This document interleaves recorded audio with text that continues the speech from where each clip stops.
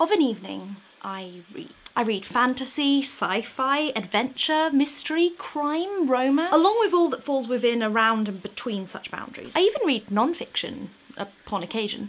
I very rarely, I basically never, sit down with a book of poems. As I went forth to meet the book of poetry Pangea Poems had sent me as part of their poetry slam, I realised I hadn't really read poems since school. At school, poetry was treated something like a cryptic crossword. Poetry was a statement the author had contrarily wrapped up in riddles, and it was simply the reader's job, if they were clever enough, to decipher it. Like I said, generally, when I delve between the pages of my latest book of choice, it's of an evening, it's before bed. I'm curled up in a pile of blankets, somewhat reminiscent of a small woolly volcano, and I'm looking to relax, to read myself off into fond dream worlds, to fall asleep with my nose crushed into page 148 and elegantly drooling upon the next page. Poetry seems like the last choice for such an interaction, purely because poetry seems so much more active than the passive perambulations of prose reading. Prose you simply submit to, you are dictated to by some far-off author. Poetry feels more like a dot to dot, a fill in the gaps.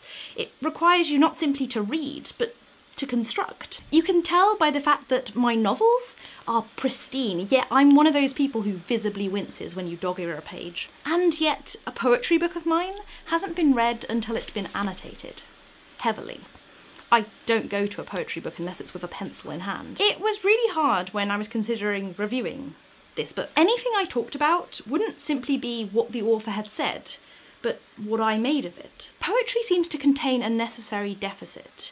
You approach it and rather than there being a statue already made, there is a mould, and you pour yourself into it. Any judgment I give, any attempt I make to translate this high-level language into simple, logical, communicative words will be to give some personal, private insight into my very psyche. I'd read and I'd think, this poem is clearly all about sex, because I inevitably think all poems are about sex. But what if it's not? What if nobody else sees that? What if everyone else reads it in some beautifully innocent way and just shoots me sideways glances? They'll ask, what's wrong with my mind that I clearly took a poem that's about flowers or federal government or the inevitable heat death of the universe and chocked it full of phallic imagery. Luckily, I now have the lion's share of a degree.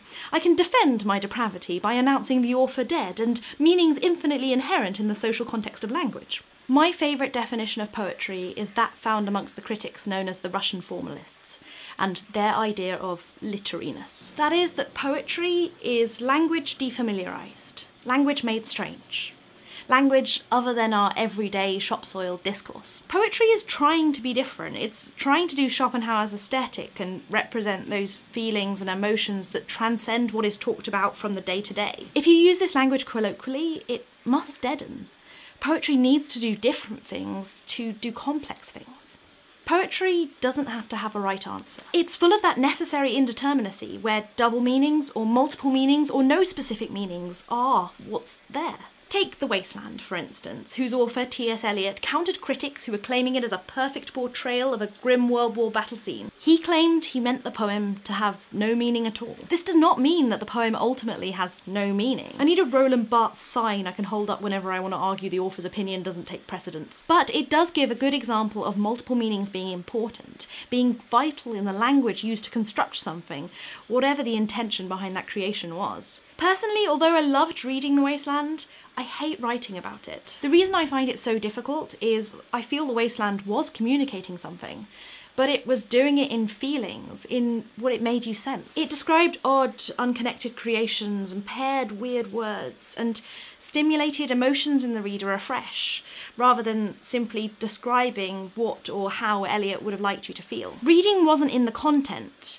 but in the reader's response to it. Something like a painter using colour, but no distinct outline. So I guess one thing I'm trying to say is that poetry doesn't always have to mean something.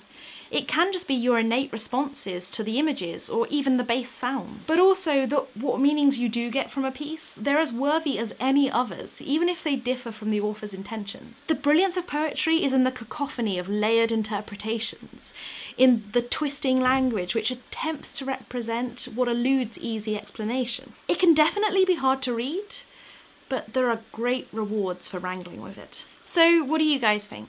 Do you read poetry and do you have a favourite poet? Have you suffered from some of the same difficulties I have? And what do you think of my responses to them? Do let me know. In an upcoming video, I will actually be reviewing this book and maybe we can read a poem or two together. Create some sort of stitched patchwork response to it. Other than that, I will see you in my next video, guys. Bye. I interrupt the outro time to give you some quick news. Although I've not been on SableCaught a lot recently, I have been on YouTube. The 5th episode of 10 Green Bottles is finally out. And I made a stand-in video for the 4 Spice channel talking about what books I needed to read before I died. So lots of things there for you to watch. See you soon.